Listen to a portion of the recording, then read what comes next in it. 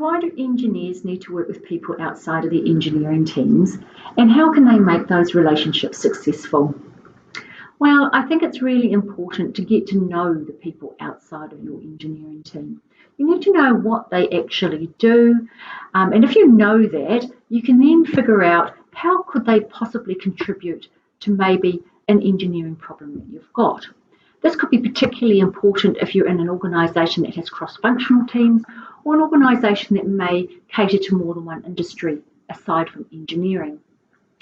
It could also be involvement with people from either your corporate services or shared services team, whatever they're known as, because often they can contribute in a way that may help you out. I guess to make those relationships really successful, look, it always comes down to communication.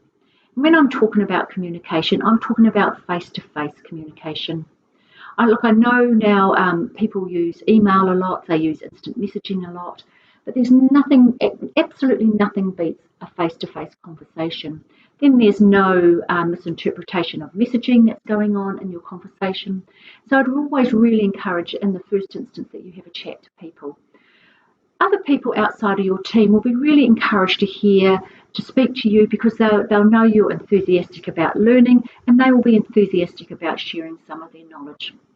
So just take some time out to get to know people outside of your team, and you just never know where that might lead you.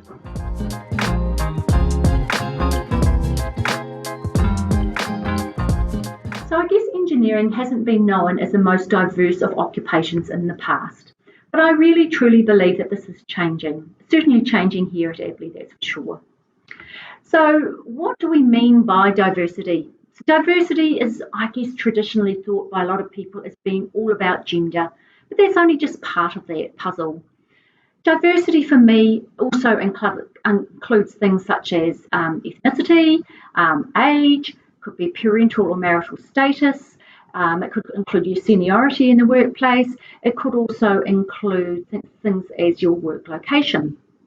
So when you have a really diverse workforce, what that does is it encourages robust discussion, and that can lead to creativity, to innovation, and to some exceptional problem solving.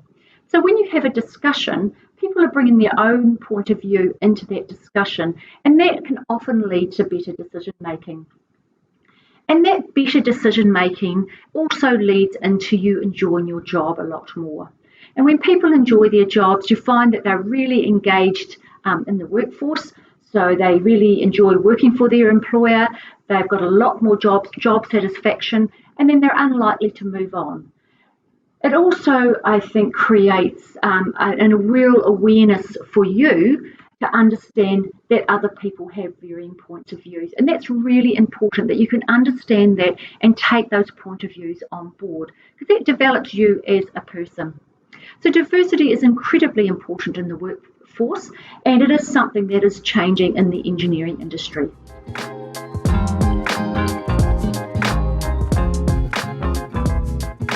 Well, it can actually accelerate your career, and that's because you may be moving into a company that can offer you a variety of opportunities that you might not get if you stuck to your home city. You could be offered a variety of work that will help develop your technical skill set, which of course will lead into you developing your career at a much faster pace, and that's particularly important for a graduate. I guess from a soft skills perspective, which is where I come from a lot on the HR side of things, I think it's also a great opportunity for you to make new friendships, for you to develop new relationships with people that you haven't met before, therefore strengthening those interpersonal skills, which are vitally important for every engineer, because that's what they have to do right throughout their career. They have to talk to people all the time. You'll also find you'll develop a network of people that may be very useful for you in future years when maybe you're not working in that city any longer.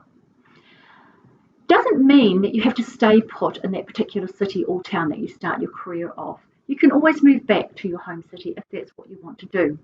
And that's exactly what one of our directors here did at Abley. He was educated, born and bred in Christchurch, educated here in Christchurch at the University of Canterbury. His first job was in little old Alexandra in central Otago, probably a move that not too many grads would look at taking. Certainly didn't hold him back. He did a few of his grad time down there and moved back to Christchurch, just as I suggested you could do, and is now a director for our company. So it certainly was not a career limiting experience for him, and in fact was a career enhancing experience for him.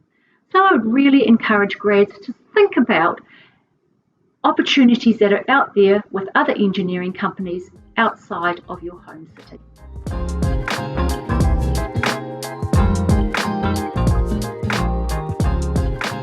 Well, the answer is quite simple, really. You are a professional, and as a professional, you will always have continual learning. So the learning does not finish when you leave university. You will find that a lot of engineering companies, but not necessarily all, will offer a formalised graduate program.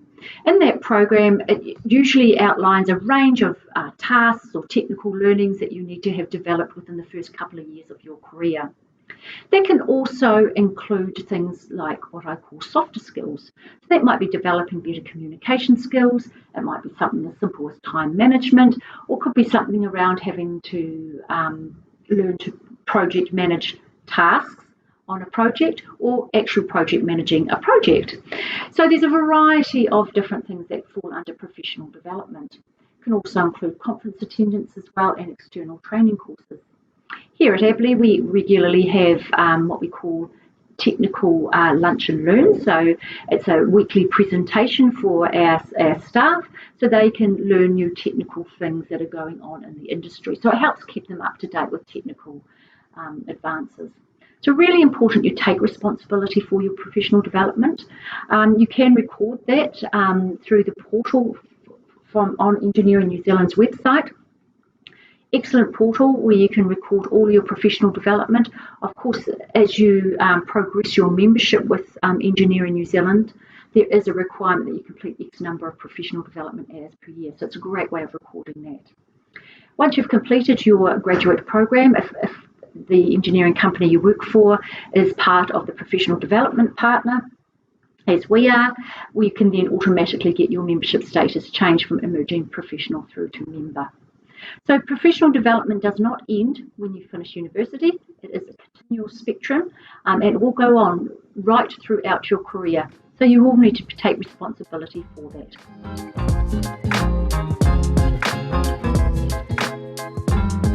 So why do we encourage our engineers to become chartered? Well, there's three answers to that question. So the first part is in terms of individual recognition. Becoming chartered essentially demonstrates that you have become a technical expert in a specialist area because you've provided examples of some really complex problem solving and some complex decision making that you've had to make throughout your career. Chartership also provides you with peer recognition because chartership is a rather high bar for any engineer to meet, and gaining that chartership tells your peers, I have reached that bar. And lastly, chartership demonstrates to your clients that you are a professional, that you have got some experience, really good experience in your past where you've dealt with really complex problem solving, and that they can be reassured by the fact that your chartership lets them know that you are a professional that they want to deal with.